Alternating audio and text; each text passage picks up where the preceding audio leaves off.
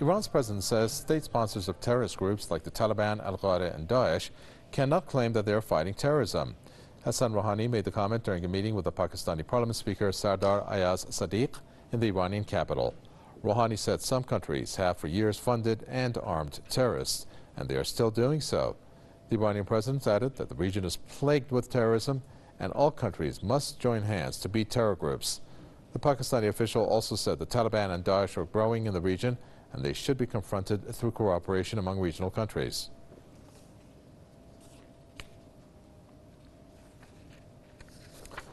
Jason Unruhe is a political commentator and analyst who joins us from Ontario.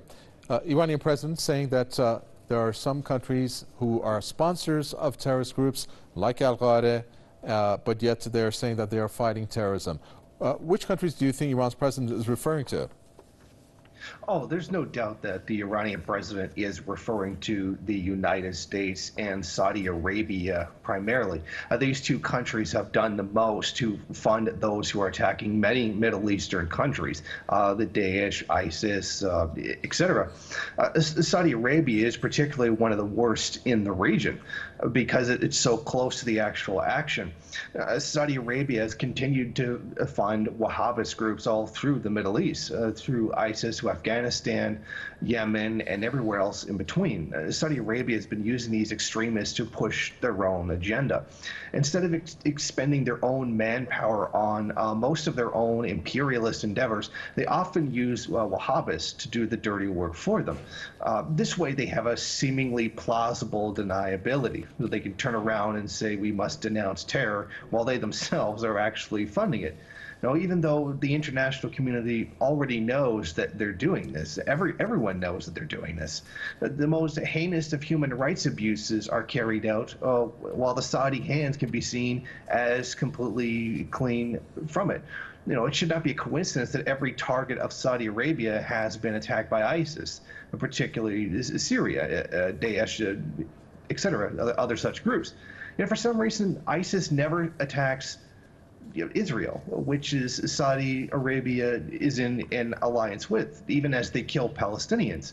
Every time a group appears that would be in the interest of the Saudis to just quietly go away, ISIS shows up or some other, Wahhabist group.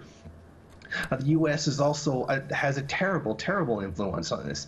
The U.S. has allowed Saudi Arabia and others to supply weapons to the Daesh.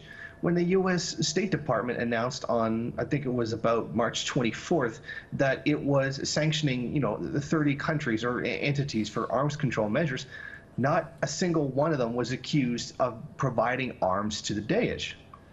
So while they're claiming that they want to stop arms from getting into the hands of terrorists, all the countries that they sanctioned, all the countries they criticized, none of them were actually giving weapons to the Daesh. There's widespread speculation about ISIS apparent links to Saudi Arabia, Qatar, Bahrain, and other U.S.-aligned countries in the Middle East, and none of these countries were sanctioned.